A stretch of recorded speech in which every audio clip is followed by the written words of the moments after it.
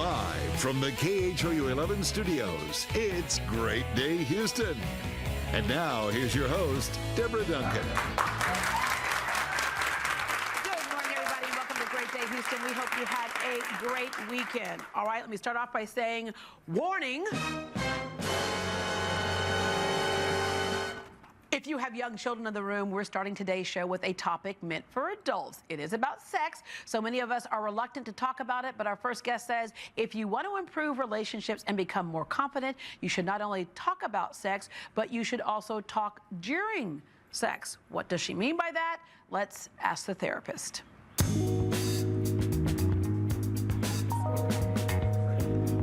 Oh, I love that love music, right? All right, well, here with 3 things to ask during sex. Please welcome certified sex therapist and relationship counselor, Emily deAyala. Hello there. Good morning. Good morning. All right, before we get to these 3 things here, I just want to start off with, it's funny because sometimes I'll get people say to me, like, when's the sex therapist going to be on again? And I'll get others who will say, I can't believe y'all are talking about sex on that show. But here's the thing, the phone lines always light up. We're going to give you a chance to call. Yeah, in fact, if you have a relationship question or a question about sex, we are taking your calls. The number is 713-284-1055, 713-284-1055. And those of you in the audience, if you have a question that you would like to ask and you feel embarrassed, you just simply say, my brother was wondering, or I have a friend who was wondering, and that's how we get around all that right there. Right. Okay, so we still have that thing where we can't talk about it out in the open. I know, for a and lot of us. It's crazy, you know, as you and I were talking about just a moment ago, it's funny, I work with so many couples and they have no problem telling each other, you know, how they'd prefer the dishes to be done, how they would prefer to parent, how they would prefer their partner to dress. But for some reason, when it comes to sex, it's like everyone goes mute and no one talks about it, which can lead to a lot of problems down the road. And people come in and I'm always surprised they've been married for years, decades even, and have never talked about their likes and dislikes. So it's really, really important. And so that's something I do is encourage couples to open the doors. Yeah, and sex is about more than what I think most of us kind of pigeonhole it into one little category. Absolutely. It really comes down to the foundation of our emotional status, everything. Right, it can be so emotionally expressive. It can be a way to understand yourself in different ways. It can be, you know, you can explore different parts of yourself with your partner, and especially in a long-term monogamous relationship, you want to be able to do that. Yeah, and sometimes when someone holds back, it can be because of some type of trauma emotionally in childhood. Right. We're saying a lot more through how we deal with sex than we think we are. Absolutely, absolutely. All right, there was an article that came out recently that talked about, there was a group of therapists that all kind of weighed in on this, of what you should say during sex. And when we first all heard that, we're like, no, you're supposed to be quiet, just be quiet. But the first one is the 2 words, I feel. Absolutely. You know, people tend to get so in their head when it comes to sex, not just, you know, running their to-do list, but also kind of, well, is my partner going to think this? Or, you know, are they going to look down upon me if I ask for this? We get so in our heads that we lose out on the whole, you know, sensual experience of the act. And so, you know, I encourage people to really get in touch with each of the 5 body sensations. You know, try to turn off the mind and really focus in on your partner. You know, notice the contour of your partner's body. You know, put your head on your partner's chest. Notice the sound of the heart. I mean, it can be such a sensual experience, which can make the whole thing, you know, far more gratifying. But also conveying your emotional state. You know, pausing for a moment to tell your partner how much you love and care about them can really expand the sexual experience. Yeah, and that, I see you using that in other areas of your practice as well. To say those words, I feel, expands into just basic communication. Absolutely, and it's like we lump it into this separate category because a lot of people feel so much, you know, fear around being vulnerable and opening their self up. But when you do that with someone who you really, you know, trust and who you're committed to, it can really expand the relationship. Yeah, the next one is, I want. Very important, very important. Now, there are some things you want to maybe convey that you would like during sex. You know, as a general rule of thumb, if it's something brand new you want to try, I usually recommend you reserve those conversations when you're not in bed with the person. Yeah, they'll start breaking out tools and stuff. Exactly. I was wondering if you'd like this. You're like, wait, what a second. You know, but in general, you want to be detailed in what you tell your partner that you like. You know, you want to specify specify whether you like a bite or a lick or a flick or a tap or whatever it is. You know, you have to be that specific. Or some role with your playing or something like that. Yes. Exactly. Yeah. Y'all are over there acting like you've never heard of such. Never heard of such. Right? But yes. But if you speak too broadly or in general terms, your partner isn't going to know, you know, exactly what it is that you would like. Right. And yeah, so that's really important. And as we well. all have these ideas and these fantasies. We try to pretend that we don't, but every single one of us does. We have these ideas, but we're afraid to express that because there's a couple of things. One is we don't want our partner to think that what we're saying to them is that you're not enough. Exactly, and you have to remember the largest sex organ is the brain, okay? And so it's one of the things I think that differentiates humans from animals is that we can use our brain and we can fantasize about things. And, you know, sometimes people prefer to keep their fantasies private, and that's okay too. That can add to their own individual excitement. But if it's something that you think you would like your partner to be a part of, there should be nothing you feel ashamed about in conveying it, because the truth is everybody has sexual fantasies and thoughts. All right, this next one is, I think we peaked, because there's those times when you're like, you know, you're all about it, and all of a sudden you're like kind of going, I am kind of done. I would like to go to sleep, but this one's still going full throttle. Let me just keep it. And it's like you're thinking, I wonder if he's thinking the same thing, but like, so you're both sitting there going, okay, all right. Exactly. Woo! Right. And so it's like being able to say, okay, well, this race has been run.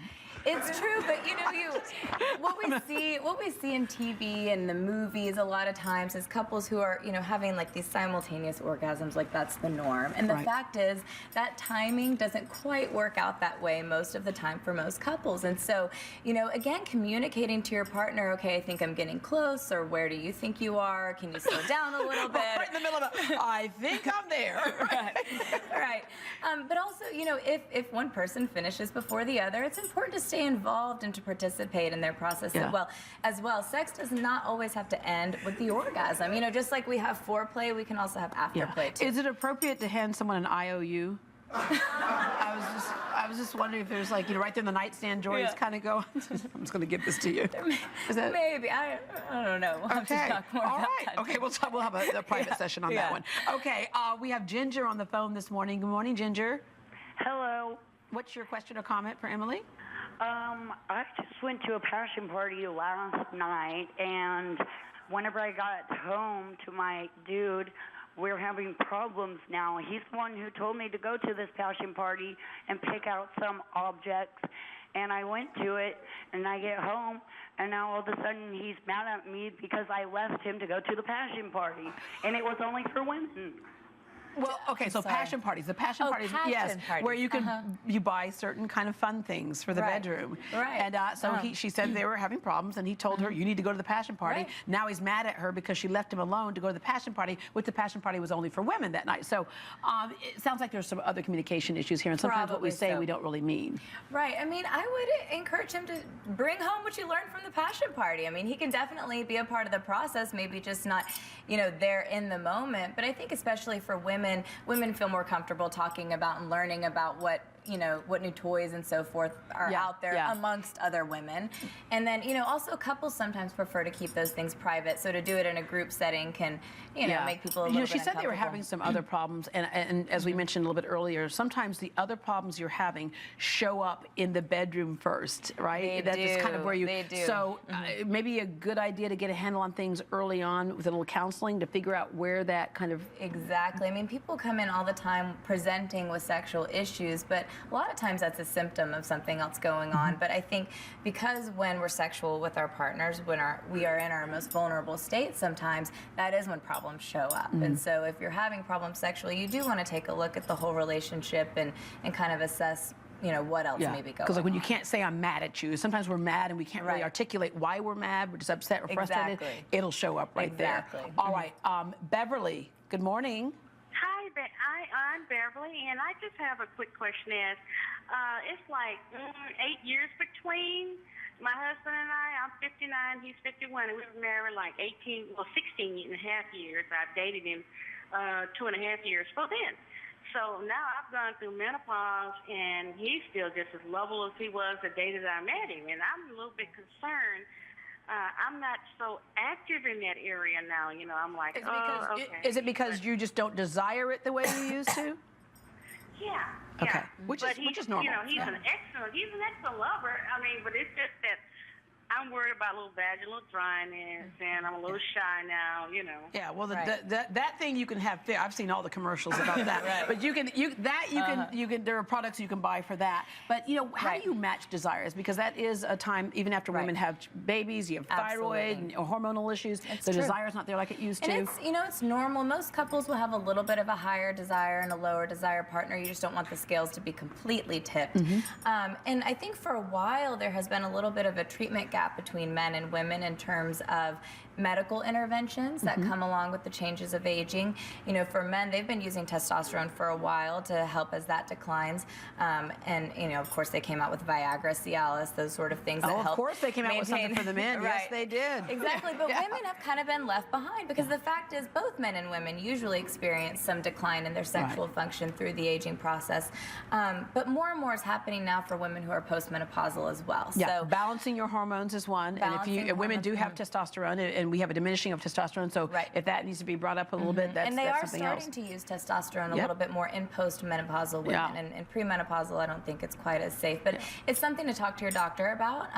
There are more interventions now that can help. Vaginal dryness is very common once women go through menopause because estrogen levels decline. So lube is your friend. There is nothing wrong with using lube, and some of them can actually act as a kind of a vaginal moisturizer, just like you would Yeah. put on the skin, and so that can really help as well. All right. Well, today on Facebook, we want to know, what is the ultimate aphrodisiac for you? The thing you find sexy in someone. Are you attracted to money and power? Is it a smart brain that piques your interest, or is it all about the body? What do you find most sexy about a person? We'll share some of your comments later in the show. I like a smart man. Well, if you have something you want to ask the therapist about love and relationships, remember, she specializes in sex, but she can talk about anything when it comes to relationships. Call us at 713-284-1055. 713-284-1055. We'll take your questions after this break. Here's a